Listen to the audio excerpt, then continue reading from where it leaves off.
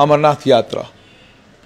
क्या बदला है अमरनाथ यात्रा में साल 2022 में और 5 अगस्त 2019 के बाद, यानी जम्मू कश्मीर की यूनियन टेरिटरी बनने के बाद ये पहली यात्रा हो रही है, जिस यात्रा को पर नजर रखने का काम इस समय सीधे सीधे केंद्र सरकार कर रही है। मेरे साथ पूर्व म्युनिसिपल कमिश्नर और विश्व कश्मीरी समाज के अध्यक्ष और श्री अमरनाथ यात्रा सोसाइटी के राष्ट्रीय अध्यक्ष किरण वातल हैं। किरण जी, आप अभी यात्रा करके आए हैं, अनुभव कैसा रहा आपका जम्मू से लेकर बाबा बर्फानी की गुफा तक का? देखिए, मैं जो अपने रिटायरमेंट के बाद ये संस्था हमारी जो है श्री अमरनाथ जी यात्रा वेलफेयर सोसाइटी, उसके साथ जुड़ा हूँ और मुझे एज नेशनल लेवल पे काम करने का एक मौका मिला। तो क्योंकि मेरा पैशन भी है, मैं मतलब अपनी संस्कृति पे काम भी करता हूँ। ये पुरानी जितनी भी हमारी रिलीजियस जो है तीर्थ हैं हमारे, जैसे खीरभवानी यात्रा का आपको पता ही है, अमरनाथ यात्रा का भी हम पिछले 6 साल से इसमें मैं एक्टिव हूँ। और उससे भी बड़ी बात यह है कि महादेव पे मेरी बड़ी कृपा है। आप कहोगे कैसे? वो कृपा ऐसे है, महादेव की आप पे बड़ी कृपा है। हाँ, उसका ये है कि जब मैं 21 साल का था, फर्स्ट यात्रा मैंने तब शुरू की। आप अमरनाथ यात्रा पर 21 साल की उम्र में गए हैं। उस वक्त कैसा था जब आप यात्रा पर गए? 1979। कितने लोग जाते थे? ये यात्रा शुरू होती थी जो पूर्णमासी रक्षाबंधन से 1 महीना पहले आती है। उस दिन को इसको दर्शन मिलते थे बाबा बर्फानी के, और उससे 3-4 दिन पहले यहाँ से जो कश्मीर के जम्मू से लोग यात्रा के लिए जाते थे। भारतवर्ष से ज़्यादा लोग नहीं आते थे, 100-200 लोग आते होंगे, 300 लोग आते। टोटल कितने लोगों की यात्रा हुआ करती? 3 to 4,000 होते थे टोटल। और बस हाँ, उसमें मोर देन 60% बाबाजीज होते थे, बाबे जो बाहर से आते थे। अच्छा, 60% बाबाजी हुआ करते थे। जो आम लोगों में आज देखने को उत्साह मिल रहा है वो नहीं था? नहीं, ऐसा कुछ नहीं था। ये 1979। फैसिलिटीज क्या थी? और उस वक्त हम आप कहें कि हमारे पास फैसिलिटीज तो इसका कोई 5% भी नहीं था। हम पहलगाम से हम चलते गए चंदनवाड़ी से फिर पिसुटॉप से शेषनाग से महागुनु स्टॉप, महागुनु से पैंतरनी से होली बाबा के दरबार में, और वापसी first time in the history. उस वक्त there was no Baltal and ये वहाँ कुछ ऐसा कुछ इंफ्रास्ट्रक्चर कोई नहीं थी। तो एक टेंट हमारे गुजरवाई का लगा था वहाँ। तो उस बेचारे ने हमें रात को शेल्टर दिया, खिलाया खाना प्रसाद के रूप में। हमने बोले बाबा ने हमें वो दिया, क्योंकि हमें बहुत भूख लगी थी। सारा चल के गए। तो फिर हम नेक्स्ट डे श्रीनगर यहाँ आए थे। वो दैट वाज 1997। उसके बाद इतनी ब्लेसिंग्स है कि मुझे नहीं खुद समझ पता, इट्स ए काउंटलेस। मुझे महादेव ने कितनी बारी बुलाया है। हर साल मैं जाता हूँ। 79 से आपने कभी मिस नहीं किया? हाँ, अब 79 से बीच में कुछ ऐसा पीरियड आया जब मैं थोड़ा 2-3 साल बाहर था, और कुछ तो आपका कहने का मतलब ये कि जो 89 के बाद टेररिज्म आया, आतंकवाद आया, उस पीरियड में भी आप जो है यात्रा करते रहे? मैं जाता रहा। फिर यात्रा जो आप देख रहे हो आज, ये 92-93 के बाद ज्यादा, जब आतंकवादियों ने कहा कि हम यात्रा करने नहीं देंगे, अगर कोई यात्रा करने गया तो हम उसको जिंदा नहीं छोड़ेंगे, इस तरह की धमकियां दी। उसके बाद ये यात्रा जो है मैनी फोल्ड मल्टीप्लाई हो गई। और आज मैं आपको बहुत मतलब मुबारकबाद देता हूँ एडमिनिस्ट्रेशन को, यहाँ के जो LG हैं उनको, और उनकी जो टीम है, चाहे वो डिवकॉम जम्मू, चाहे वो डिवकॉम कश्मीर, पुलिस के ADG DG सब जितने भी हैं जुड़े हुए हैं। मैंने आज तक ऐसा इंतजाम नहीं देखा। अच्छा, यानी क्या दिखा आपको इंतजाम के? तो इंतजाम में यह है कि लोगों का कोई पता नहीं, पीछे से इतने लोग आ रहे हैं। और वहाँ पैंतरनी में जो इन्होंने एक सिस्टम बनाया है, जिसमें वहाँ 15-20 हज़ार लोग या अकोमोडेट रात को कर सकते हैं। तो अभी भी जो आफ्ता अनफॉर्चुनेट हुई थी, उस वक्त भी इन्होंने सारे वहाँ से केव से डाइवर्ट किया पैंतरनी, और वहाँ उनको शेल्टरों में रखा। वो आज तक नहीं हुआ। और दूसरा जो ट्रैक है फ्रॉम पैंतरनी टू दिस होली भवन, वहाँ उसमें रास्ते में ऐसे ऊपर नीचे बहुत वो है, अप्स एंड डाउन्स, रट्स हैं। देन वहाँ नैरो है, उस नैरो पैसेज में घोड़े वाले ने भी चलना, पैदल यात्री ने भी चलना, और बाल्की वाले ने भी चलना। और ये दोनों साइड बहुत फे है, ट्रैक है छोटा। उसमें जो हमारे मिलिट्री फोर्सेस JKP या बाकी जिनकी भी जो है NDRF, ये सब उसमें जुड़े हुए हैं और ये उस चीज़ को रेगुलेट कर रहे हैं। वो सबसे बड़ी अच्छी चीज़ है जो आज तक कभी ऐसा नहीं हुआ। तो वो चीज़ मैंने देखी है। और उसके बाद हर जगह जो है कोई अगर बाई द वे बूढ़ा है, कुछ उसको प्रॉब्लम हो रही है, तो एनडीआरएफ के लोग और जो सीआरपी के लोग हैं उसी वक्त जो भी ट्रैक पे अवेलेबल है, आईटीबी भी है, वो उनको मदद पहुंचा रहे हैं। वो भी एक अच्छी चीज़ हुई है, फर्स्ट टाइम मैंने देखा। और बालतल के रूट में भी ऐसा ही है।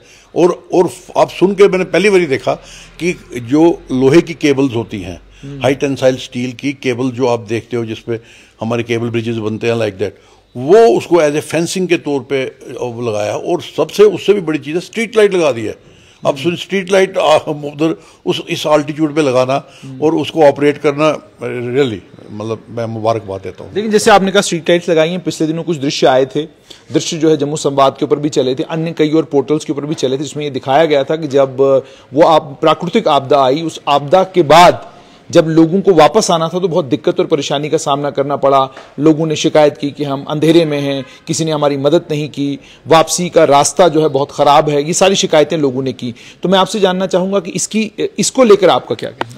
देखिए, आपको भी पता है, ये तो एक जो अमरनाथ की यात्रा है ना, जो ये तो मुझे लगता है कि दुनिया में इस टाइप की यात्रा कोई नहीं है। मतलब टफेस्ट पॉसिबल यात्रा जो हो सकती है ये है।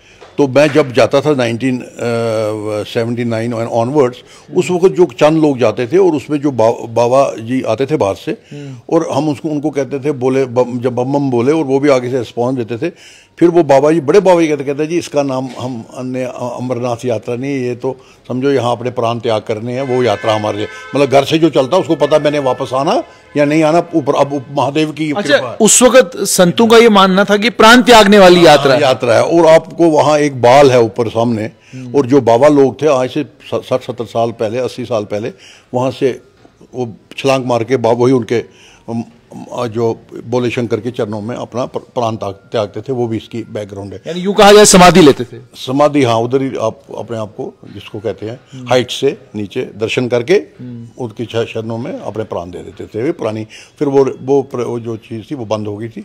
और इस सब से अब देखिए लोग जा रहे जाते दर्शन भी कर रहे हैं। इसका जो रहस्य है ये अमृत रहस्य है। अमृत रहस्य की भाई यहाँ एक एकांत जगह ऐसी भोलेनाथ ने, महादेव ने चुनी कि जहाँ कोई ना हो। क्यों ना हो? क्योंकि उसने पार्वती को, भोले शंकर ने पार्वती जी को अमर कथा सुनानी थी। अमर कथा मीन्स अमर रहने का रहस्य क्या है कि मतलब ये जीना मरना ये खत्म, वंस फॉर अमर रहना। वो उसने वो जगह चुनी, वहाँ उनको अमृत का रहस्य बताने के लिए। और इसीलिए अब लोग जाते हैं पहलगाम। पहलगाम कोई पहलगाम नहीं है, ये पहराग्राम है। पहरा मीन्स वहाँ नंदी जी को, भोलेनाथ का जो जिसपे सवारी करते नंदी को वहाँ रखा गया कि पहरा दे दो, पीछे से कोई ना आए, मैं जा रहा हूँ लेके पार्वती को कहाँ ऊपर। चंदनवाड़ी का मतलब चंदनवाड़ी कैसे पड़ा? वहाँ भोलेनाथ ने अपनी जटाओं से चंद्रमा को वहाँ उतारा।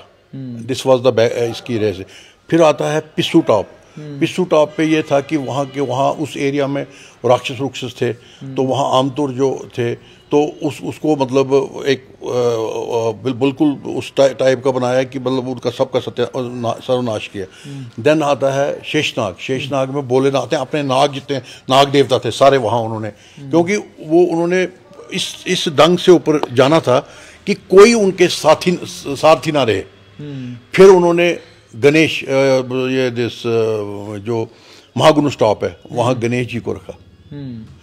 फिर पंचतरणी में उसने जितने पंच अपने वो होते हैं वो सारे वहाँ उतारे नीचे, 5 तत्व।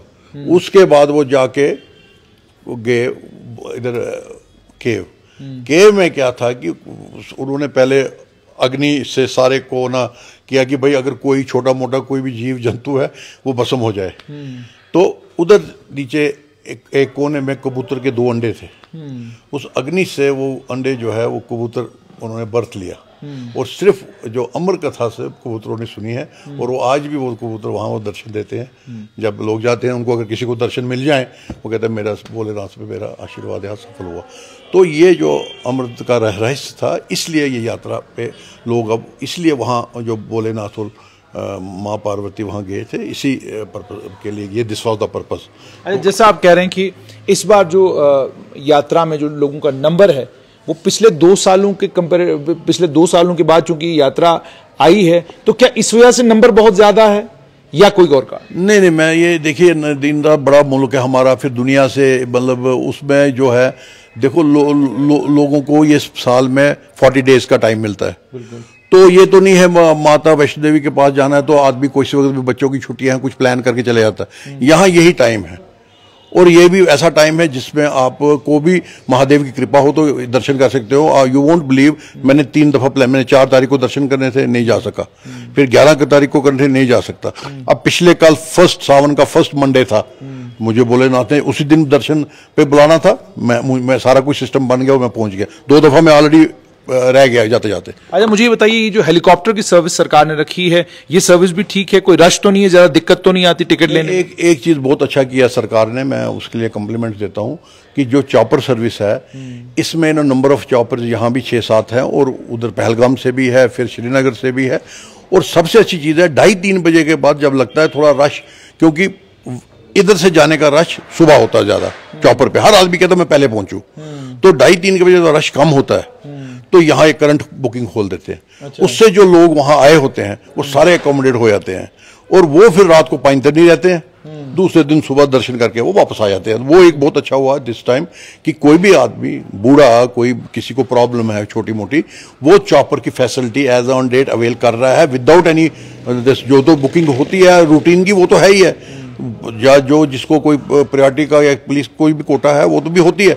उसके अलावा आम जनता के लिए, आम पब्लिक के लिए 2:30-3 बजे के बाद करंट में उसको टिकट मिल जाती है। ये बहुत अच्छा हुआ। अच्छा, अंत में मैं आपसे ये जानना चाहूंगा, एज ए कश्मीरी पंडित, आप पहले भी आते रहे हैं यात्रा में और इस बार आप दोबारा यात्रा में जा रहे हैं, मुझे ये बताइएगा कि आप अपने आप में सबसे बड़ा क्या बदलाव आपको नजर आया वहां पर? देखिए, यात्रा में टू बी वेरी फ्रैंक, जब हम जाते थे 79 ऑनवर्ड्स, उस वक्त एडमिनिस्ट्रेशन का कोई जस्ट घोड़ों का मेडिकल करते थे या छोटा मोटा जो 1-2 डिस्पेंसरीज होती थी वो भी कहीं कहीं थोड़ा इक्का दुक्का। इस टाइप का इस वक्त तो पूरा जो है इसमें मतलब जो पूरी जो गवर्नमेंट का सहयोग है, समझो आपकी गवर्नमेंट इसको कंट्रोल कर रही है, इस लेवल पे कर रही है कि अब कैश भी आप सुन के हैरान हो जाओगे कि वहां टिकट लेनी है चॉपर की किसी ने, उसको पैसे बैंक में जमा कराने हैं, ना वो ऑपरेटर लेगा ना बोर्ड का कोई बंदा लेगा, बैंक में पैसे जमा करा के वहां से रसीद लेगा, उस बेस पे टिकट मिलेगी। आप मानते हैं बड़ी बेहतरीन फैसिलिटीज और ट्रांसपेरेंसी बेहतरीन फैसिलिटी। और ये जो बोर्ड है, ये यात्रा बोर्ड और जो जितने हमारी गवर्नमेंट की अधिकारी लगे हुए हैं ऑफिसर से ऊपर, monitored by the LG and principal उनके जो है, वही इसको इस लेवल पे पहुंचा सकते हैं। अदरवाइज ये आम आदमी या आम संस्था के लिए बस का रोग नहीं है कि यात्रा को इस लेवल पे पहुंचाया जाए। और मैं दोबारा इससे आज का जो ये हमारा एक्सपीरियंस है, मुझे लगता है नेक्स्ट ईयर इससे भी अच्छा होगा, क्योंकि हर जगह मुझे याद है एक और बड़ा अहम सवाल इसी यात्रा से जुड़ा हुआ। लेफ्टिनेंट गवर्नर जिस समय, जम्मू कश्मीर के राज्यपाल जिस समय लेफ्टिनेंट जनरल एस के सिन्हा थे, उस समय श्री अमरनाथ श्राइन बोर्ड ने कोशिश की थी कि आर्टिफिशियल शिवलिंगम वहां पर रखा जाए, परमानेंट स्ट्रक्चर्स वहां तक बनाए जाएं, परमानेंट रास्ता वहां तक बनाया जाए, ताकि साल के साल जो है लोग कम से कम इस यात्रा पर जा सकें।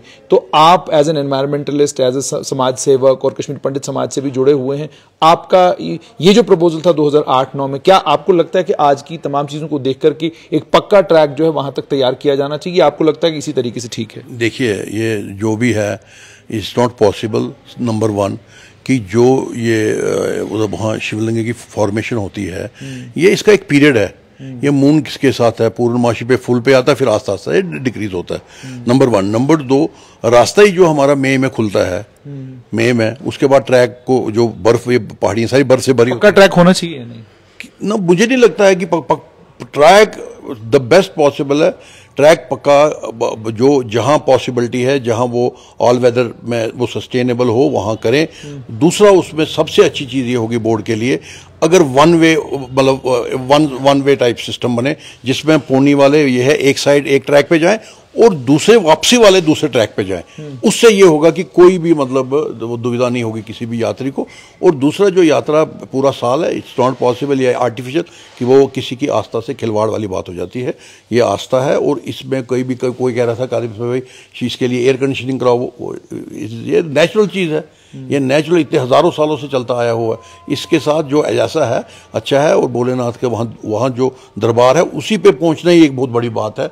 दर्शन किसी को पूरे मिलते हैं, फुल दर्शन होते हैं, किसी को अच्छे दर्शन मिलते हैं, किसी को कृपा होती है। ये वो उसके लिए हम 2-2.5-3 महीने यात्रा चले, वो अच्छी बात है। बहुत बहुत शुक्रिया। तो आपने सुन लिया कि किरण वातल का क्या कहना है। इन्होंने साफ तौर पर यह बात कही है कि जहां तक पक्के ट्रैक का ताल्लुक है, ये इन्होंने इसको धर्म से जोड़कर तमाम चीजों को देखा जाना चाहिए और ये धार्मिक आस्था का मामला है और आस्था के मामले में जो प्राकृतिक तौर पर वहां पर हो रहा है उसको बदलने के बारे में सोचना ठीक बात नहीं है। दूसरा इन्होंने ये कहा है कि इस बार जो श्री अमरनाथ श्राइन बोर्ड ने तैयारियां की हैं यात्रा को लेकर और जो कुछ रास्ते में आपको देखने को मिलता है वो अभूतपूर्व है। इससे पहले कभी इस तरह की सुविधाएं नहीं दी गई। इस बार बहुत सारी सुविधाएं जो है वो दी गई हैं। प्राकृतिक आपदा के कारण दिक्कत तो जरूर हुई है लेकिन यात्रा इस वक्त अपनी चरम सीमा पर है।